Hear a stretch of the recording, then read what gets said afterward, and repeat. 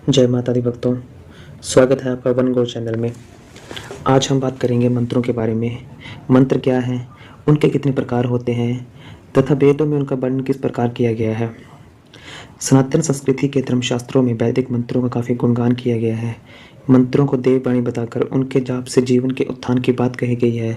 शास्त्रों में कहा गया है कि मनः तारयति इति मंत्रः, अर्थात मंत्रों में वह शक्ति होती है कि वो मानव को तार देते हैं। हर देवी देवता के अपने मंत्र होते हैं और उनके स्मरण मात्र से ही मानव की उन्नति और सफलता के द्वार खुल जाते हैं। वैदिक मंत्रों ने मंत्रों को मुख्य रूप से 16 भागों में विभक्त किया गया है। इस तरह कहा जा सकता है कि मंत्रों को 16 तरीकों से पारायण और अधिष्ठापन किया जाता है। वैसे मंत्रों को मुख्यतः 3 प्रकार से श्रेणीबद्ध किया गया है, जो है वैदिक मंत्र, तांत्रिक मंत्र और शावर मंत्र। आइए बात करते हैं वैदिक मंत्र के बारे में। मंत्र की यदि धार्मिक कर्मकांड में बात की जाए तो सबसे पहले वैदिक मंत्रों की बात होती है। मान्यता है कि वैदिक मंत्रों को सिद्ध करने में काफ़ी समय लगता है, लेकिन वैदिक मंत्रों की सबसे बड़ी विशेषता ये है कि यदि उनको एक बार सिद्ध कर लिया जाए तो वे फिर कभी भी नष्ट नहीं होते हैं। मानव जीवन में उनका प्रभाव सदैव बना रहता है। जिस किसी भी मनुष्य ने अपनी मनोकामना की पूर्ति के लिए वैदिक मंत्रों को सिद्ध कर लिया है तो उसकी ज़िंदगी में उस मंत्र का प्रभाव हमेशा बना रहता है। वैदिक मंत्रों में किसी भगवान की चैतन्य शक्ति विद्यमान होती है, अर्थात ये शक्ति साधक के मन, मस्तिष्क और आत्मा को सात्विक शक्ति प्रदान करती है। इसका अर्थ ये है कि साधक अपनी इच्छा या मर्जी के अनुसार इस शक्ति का किसी अच्छे या बुरे काम में प्रयोग नहीं कर सकता है। ये शक्ति साधक को सात्विक मार्ग प्रदान करने वाली शक्ति है। दूसरा प्रकार है तांत्रिक मंत्र।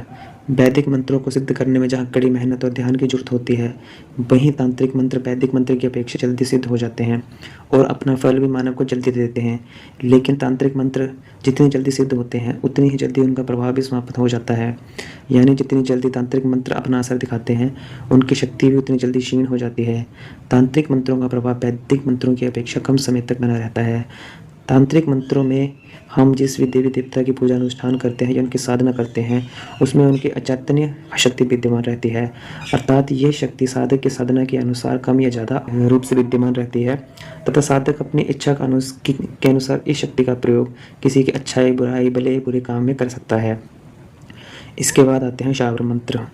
शावर मंत्र किसी सिद्धि या तपस्वी द्वारा अपनी ऊर्जा को किसी देवता की ऊर्जा के साथ जोड़कर तैयार किए जाते हैं।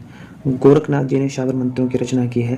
गोरख तंत्र में गोरखनाथ जी द्वारा रचित शावर मंत्रों का काफ़ी व्याख्यान है। यह मंत्र सिद्ध होते हैं क्योंकि यह किसी सिद्ध या तपस्वी द्वारा अपनी ऊर्जा को किसी देवता की से जोड़ा जाता है। इसलिए इन मंत्रों को सिद्ध करना साधक के लिए काफ़ी आसान तथा सरल होता है, जिसके लिए किसी गुरु के मार्गदर्शक द्वारा अनुष्ठान को पूरा करके सिद्ध किए जाते हैं। आशा करता हूँ आपको ये वीडियो अच्छी लगी होगी और आपको ये ज्ञान काफ़ी लाभदायक लगा होगा। जय माता।